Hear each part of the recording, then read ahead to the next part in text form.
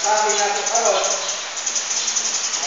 is a strong command sa Ginoo in verse number 17.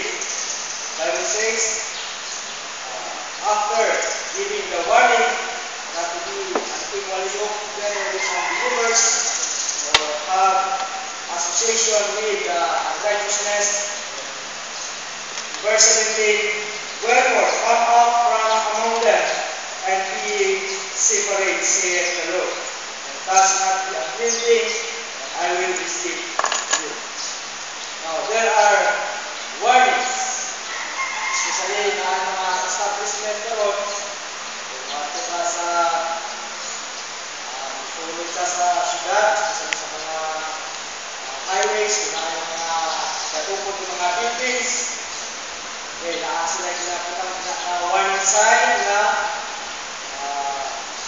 watch out, warning object, or doon ay mga warning signs na kung department na ginaingon na the establishment, this establishment will not be liable for any loss or damage sa inyong mga property. Example, sa inyong mga sakyanan o department.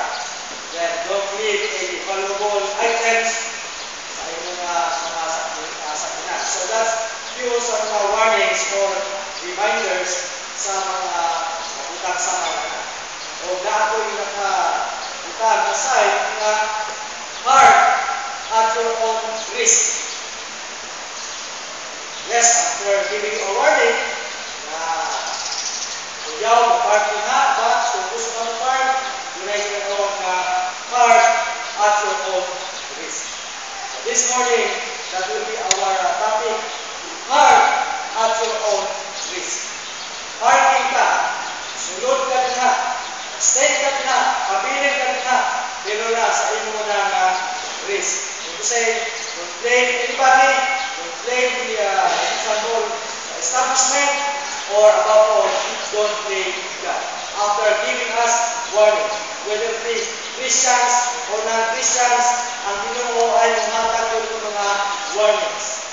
Kung sa atong buhaton, for us to have a victorious life, for us to be able to be the use of God, God will see to it na doon na siya mga warnings, doon na siya mga instructions and warnings sa matag usa sa ato.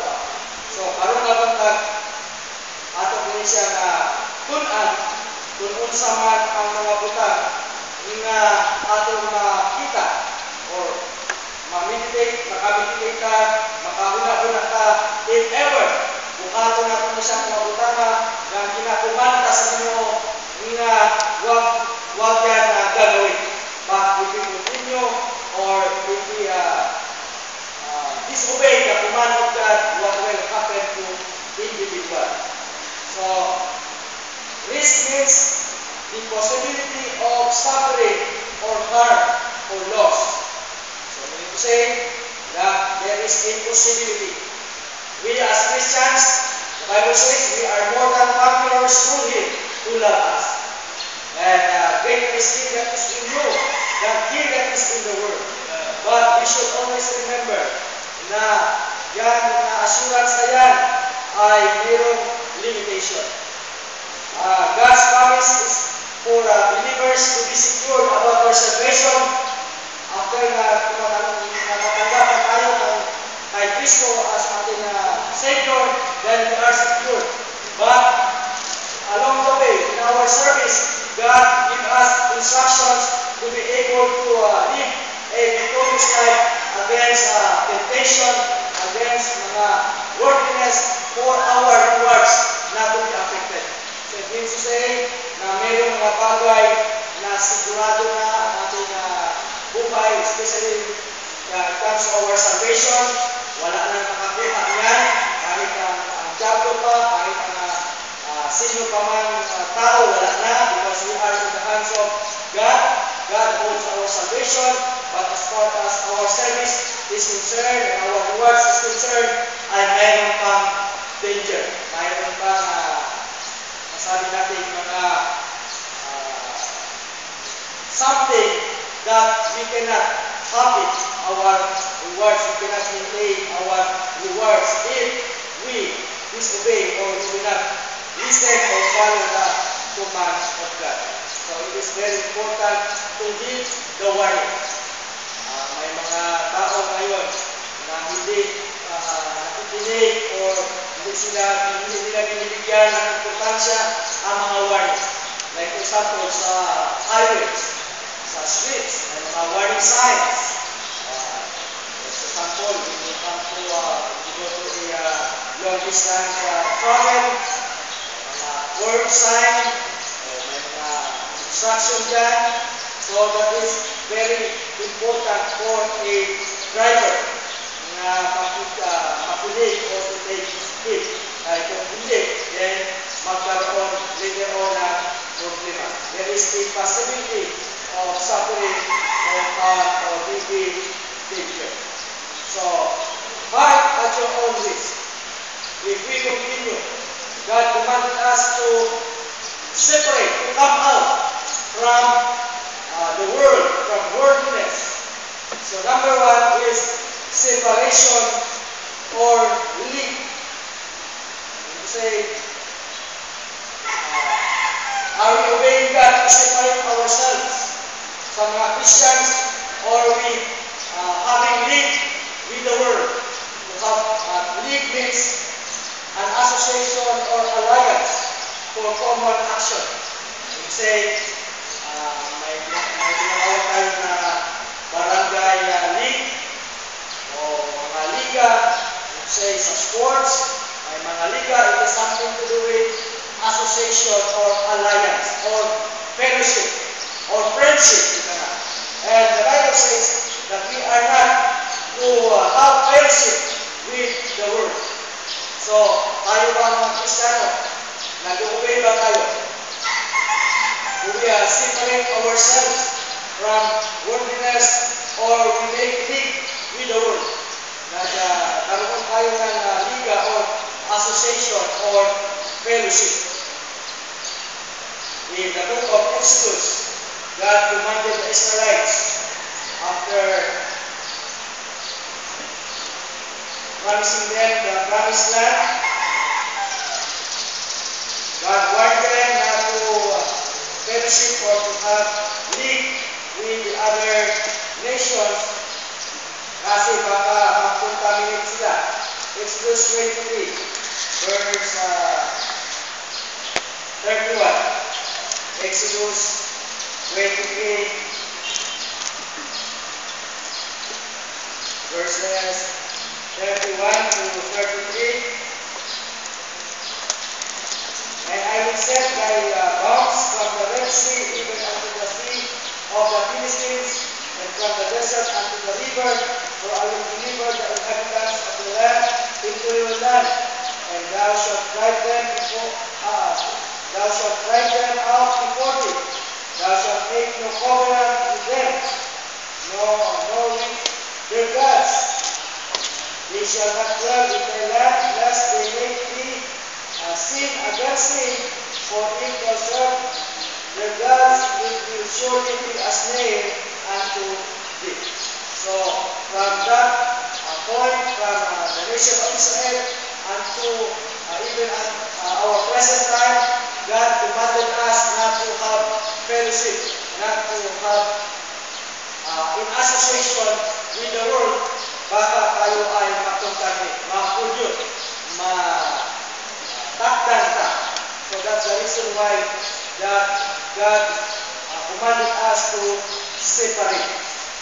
Now, the separation doesn't mean isolation, that we are to isolate ourselves, we are to hide from people, we are to keep apart from people, but speech of insulation. So you say, we are still going with the people, we are still, ubad-ubad, naghihapon nato ang mga tao, but we will not, we will have the prevention to be influenced by the world, to be influenced by the lifestyle of the world, by the worldliness. Dili nagpasabot na makiking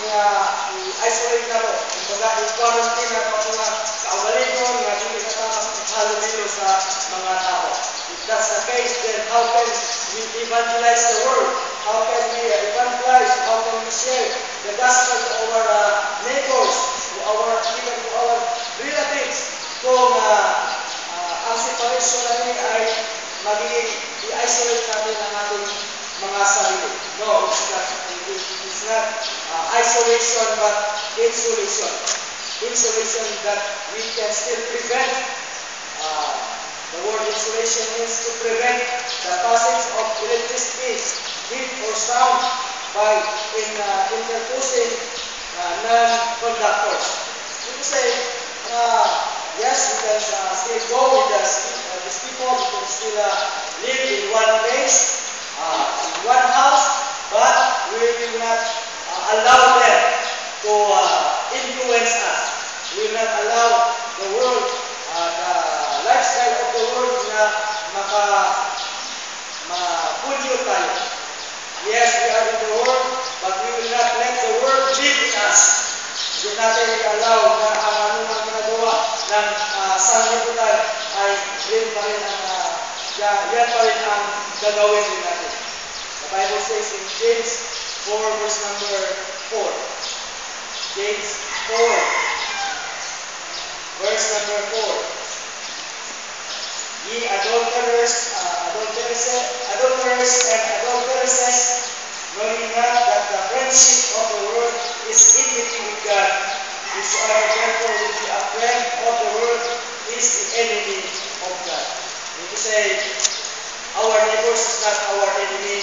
Our loved ones who are unsaved are not our enemies, but the world.